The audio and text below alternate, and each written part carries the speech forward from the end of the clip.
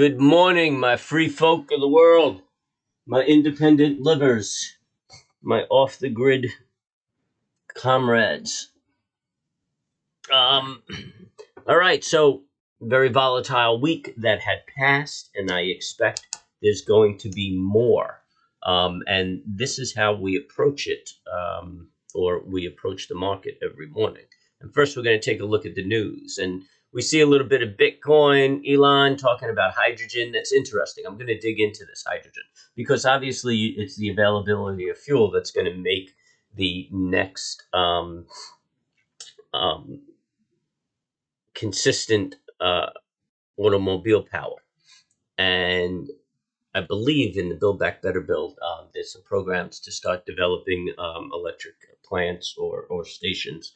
I don't know if anybody's paying attention to hydrogen, although hydrogen is one of the most plentiful resources in our environment. It's in everything. And if you can create hydrogen, you can create it out of almost anything and fuel a car upon information and belief. I didn't drill down too much into it, but I remember years ago in the 90s, I was looking at hydrogen power. So really, what I'm talking about right now is just a recollection from that time. And I'm going to start digging into it because I like the concept. And an alternative to electric energy. And it's very clean. I believe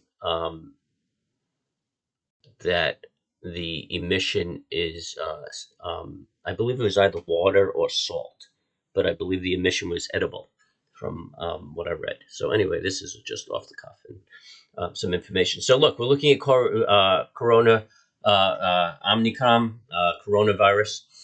15 states report cases. This is what they report on CNBC. And this is sensationalism and fear factor. But I dug into it, and if you look at Reuters, actually, I'm not going to do that because my data is slow. But if you look at Reuters, it's become the dominant wave in South Africa, and all the cases are mild, man. And most of the hospital admissions are incidentals, meaning they were admitted for another reason and then diagnosed with COVID. So they're being treated for leg injuries and find out they have this COVID variant. So the symptoms are like flu-like, scratchy throat. It's really, really a mild infection. And they're not talking about that yet, which is a buy the dip theory for me. And I truly believe that we are at risk of visiting these gaps, and we already went to the 486 for argument's sake. I mean that low was a pretty good low with 95 or about 10 points off of that gap when you consider the move is down from roughly 47.24 plus or minus. That's a good move down to satisfy that gap down. We still have that downward momentum and that downward energy. Although yesterday or Friday's move didn't really have the energy that Thursday had, as far as being negative. It is a engulfing bearish engulfing bar. So that's a little disconcerting. We're up 30 points right now. If we open like that, we may very well see the same pattern, which is we pop up and then turn around and tank right down and make a new low, which we did on Friday also with that bearish engulfing bar. We made a new low. So that downtrend is still intact if you ask me. So I'm thinking our next move is 439.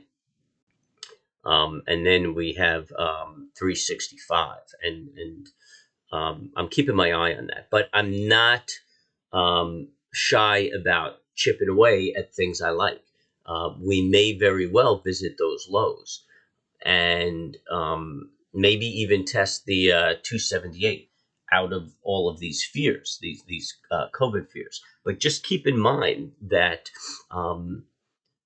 it's 2 weeks that South Africa's talked about it. So you got to figure this thing has got to be there for at least a month and a half, at the very least. floating around, and nothing but mild symptoms. And once they start talking about that, that's it. That's the recovery. And they're probably going to hold off for another week and start talking about it next week. As soon as it starts hitting mainstream and somebody starts the language on it, then all of the news sources are going to jump all over it. And that's my coffee, and that will be the recovery. And yet, you look at the economy. The economy looks good, man. Oh, you could look at the numbers. You could look at the reports. The jobs number was bad. They revised last month's jobs number up 200,000. So for them to revise this number up 200,000 in a week or two, or at the end of the month, is not unheard of, and that would put us right in line with their expectations. So the economy looks good. And if you ask me, I think we can absorb interest rate hikes, which are far off right now. And, the naysayers are talking about how the feds are going to step up the reduction of their purchase program, which are purchasing mortgage bonds, which really doesn't have an effect on the economy. It stabilized the market, but it's not a stimulus in the economy. And that's fine. They could stop this. They could reduce their balance sheets. It's fine. It's not going to affect us one bit. And it doesn't translate into interest rate hikes, right? What's going on in the economy is going to translate into interest rate hikes. They're talking about dropping the tariffs with China, although they're talking about boycotting the Chinese Olympics. And I guess you can have one without the other. But if they start easing up on these tariffs, that's going to lower the cost of goods right away. It's an excellent way to combat inflation. And then with the freeing up of some of the supply chain bottlenecks, that's going to ward off a bit of inflation. So I don't think that the Fed is going to need to be too aggressive on interest rates after the purchase program. I don't think they need to rush to get to raising interest rates. It'll be nice to have the asset plan program out of the way so that they have the ability to start moving on them when they do. But I don't think it's going to be that too aggressive. And as far as the economy goes, to strengthen it, look around, go shopping, go out, see what's happening. This town over here that I'm at is hopping. It's a little waterside town, and it's charming. And Friday nights, forget about it. It's packed. People are in the restaurant spending money, partying, and the shops are going. They're constantly having crafts fairs. There are people walking around with bags. So that it's not just that people are visiting these fairs; they're purchasing. And I've seen it for the past month, and I expect to see it further. Everybody I talk to up north in the Northeast said the malls are rocking and people in stores. Restaurants are doing well. So I think we're going to stay on track. I don't think this next variant is going to knock us off track. I think it's going to reinforce some of the work at home business models. And it's going to slow some of the larger, more liberal corporations that placate to the crybaby. It's going to pressure them to continue their stay-at-home, work-at-home programs. But you know what? That's fine. That's cool with the quality of life. And then this tight jobs market issue. It was an interesting concept that I had overheard, and I can't recall where I overheard it, but it started me thinking that minimum wage was $7.50 an hour. And I knew of people, because I like to talk to people, who worked in the supermarkets who had two jobs. They were leaving one job, like the counter guy, the deli guy. I was talking with him, and he was wrapping up for the night, and then he was heading off to his second job and the whole 9 yards. And he had a satisfying quality of life in his or his standard. It was a satisfying quality of life with two jobs. And now he had got 100% raise. His income went from $7.50 to $15 an hour. So he stopped going to that second job. He gave up the second job. He improved his quality of life. He didn't improve his income. If he maintained the second job, he would have went from $15 an hour to $30 an hour. But that's not what was important to him. He was done with the second job. He was working his 9 to 5. He was going home and he was spending time with his family, and he was comfortable with his $15 an hour lifestyle. And yeah, that's cool. He was a happy man, and that's what's important. But I don't think people are looking at that. They're saying nobody's joining the job force. People are sitting on their ass. They're not joining the job force. I don't think that's true. I mean, it may be the case in some instance, but I think a large portion of this has to do with the fact that a lot of people out there had to work 2 jobs just to make ends meet, and now they don't have to. And they're not really interested in changing their station in life, but interested in maybe having a little more life. And I think that's what might be going on. So another good argument for opening up the borders, let people into this country. We need people to work. We need people to replace the individual who is working 2 jobs and just getting by. And now let's bring some other people in who could work that second job and have a quality of life also. So anyway, that's my view. Okay, so let's take a quick look. We already talked about the daily right here. We have this bearish engulfing bar. We're up about 30. I don't know if we're going to maintain that. Let's pop that open and just put that on the screen for me to keep an eye on. We may very well maintain that. Even if we open up 30, we closed at 38, call it 40. We open up at 570. Not bad. That's also the 50-day EMA. And that's interesting. We have to keep an eye on that and see if we can maintain that 50-day EMA. I'm starting to get some bad signals about my internet. So that would be nice if we could hold that 50-day EMA. But again, we may see that same pattern of a topping tail, and then it turn around and trade down. So we'll keep an eye on it. And let's take a look at the weekly since we closed out the week. Oh my goodness, I am just a mess. Windows, I want my daily. Here's my daily. Thank you very much.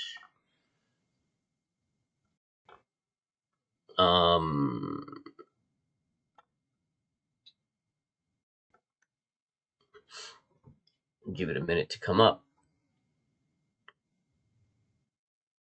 Data issues. I got data issues. Data. I can't find my extender.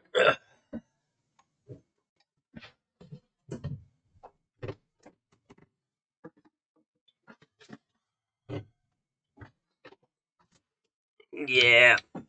All right, I'm going to pause this and see if I can extend it. All right, we're back.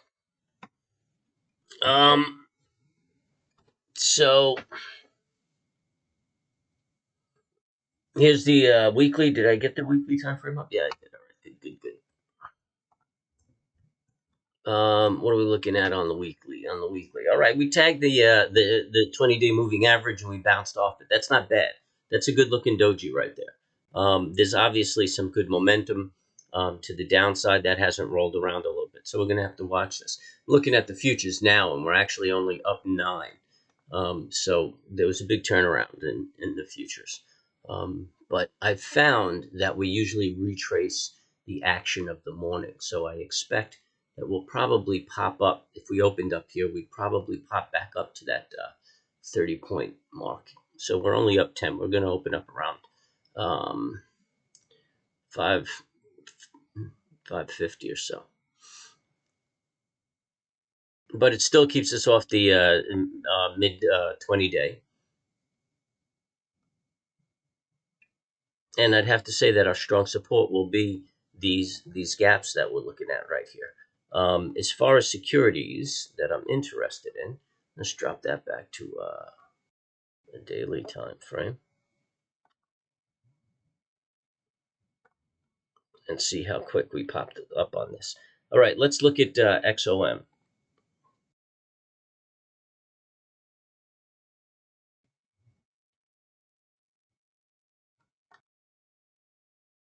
All right, XOM on the daily. I like this. It's a really good dividend, good place to buy it.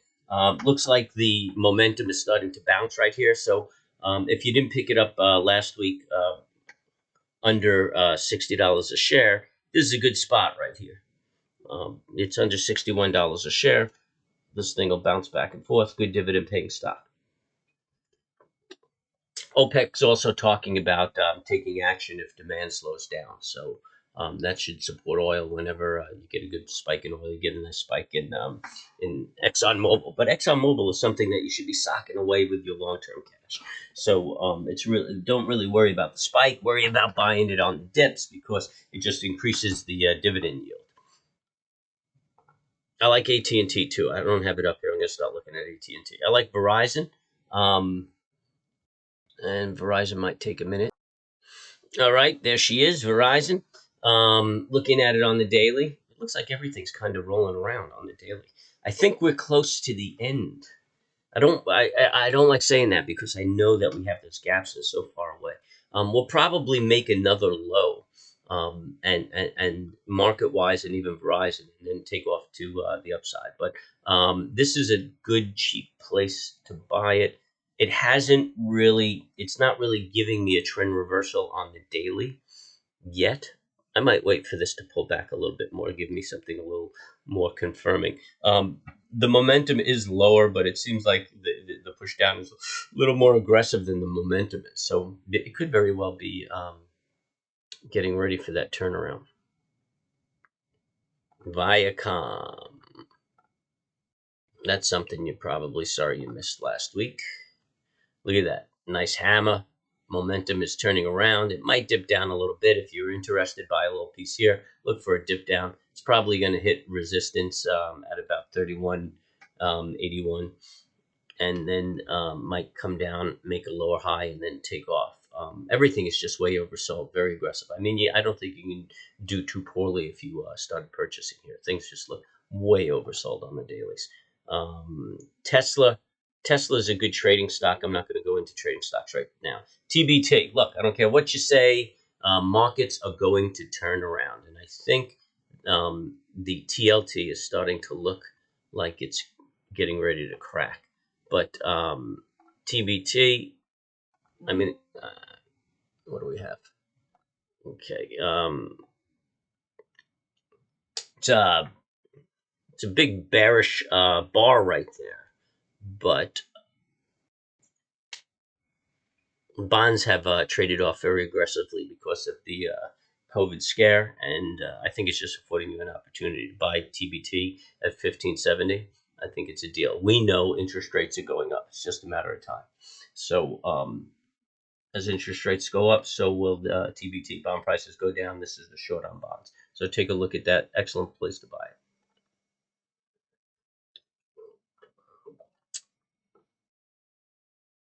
Square Inc.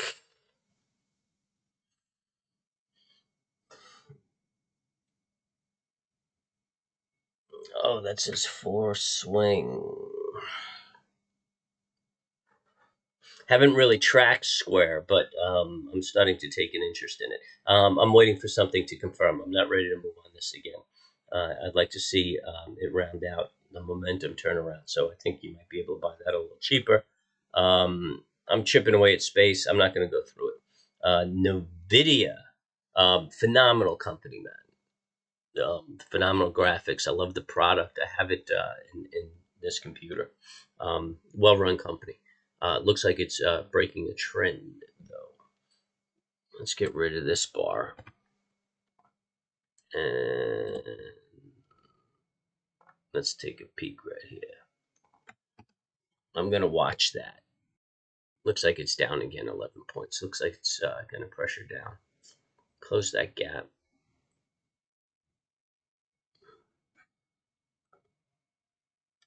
You know what? I'm going to watch it for 230.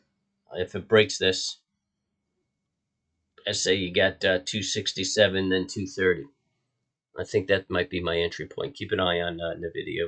We'll see where we're going to go. Netflix, another good company, good product. I mean, these guys dominated. If you've ever used HBO or Amazon or Disney, and you have um, subpar internet access, you will see the quality of Netflix shine through.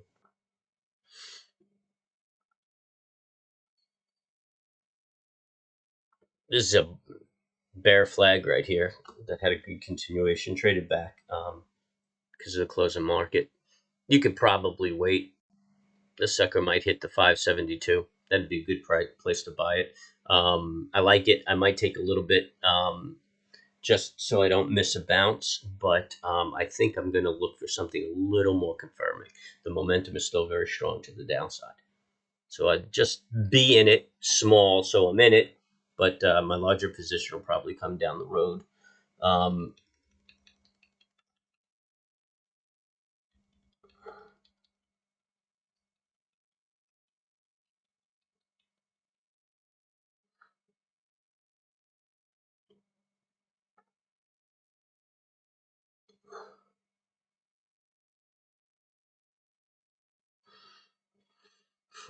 Big bad old apple.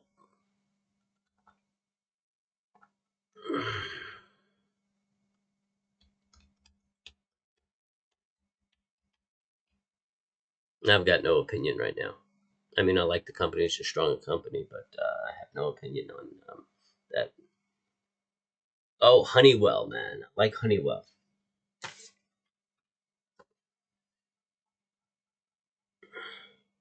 Oh, and this baby's getting ready to turn. I'll start chipping away at this. Just take a little bit. If it dips, take a little bit more. Don't be surprised if this starts moving up. Honeywell. Oh, another good one I'm taking a look at or actually getting involved with is Costco. These are all long-term plays. This is not short-term. Make mad money. Everybody knows that I trade the SPX and I do it with options or futures. I may have to roll to futures. I made a lot of money in SPX, and it's causing me some tax consequences. So futures, you have better tax advantages. Um, but anyway, SPX, I mean, doesn't matter what vehicle it is. That's what I use for short-term trading. But Costco, I like Costco. Looks like it's getting ready for a wee bit of a dip, although it's up today, 3 points. But I started picking this up on Friday on the pullback. Sorry, I didn't do it on Thursday, but yeah, that's okay. I think there's plenty of upside room here.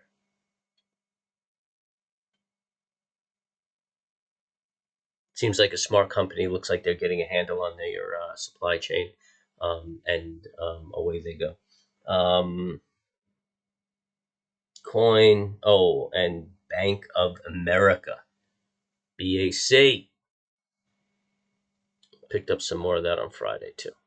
Just keep buying it on dips. It was cool. I got in at pretty much the low on Friday. The momentum is still kind of negative, and I'm expecting that you may see another dip, but right now it's entirely oversold. Whatever you're seeing is overreaction right now, and I don't really like to count on that. I mean, I feel we could see $46 in a very short time. So if you're into it, put away a piece and see what it can do for you. So anyway, that is my rhetoric. If you like what I'm doing, hit the subscribe and hit the bell so you know I'm up. I'm not streaming right now because I just can't get reliable data to do it. And whatever data I do get, I end up eating up quickly for a very, very poor quality stream. So I'm working on resolving that problem. So stick with me. And if you have any questions, you could hit me up on my email. I believe it's in the description. Leave a comment. I like to read the comments. I respond to the comments. If you want me to look at something, give you my rundown, tell me what you want out of it. If it's a short-term trade, if you want a swing trade, happy to do it, man. And yeah, just give me the thumbs up, thumbs down. Any interaction is of value. Any comments you have of value. I appreciate the good ones as long as the bad ones. So just remember that you should be calm and cool when you trade. A little meditation. Be at peace when you're trading. And good luck trading.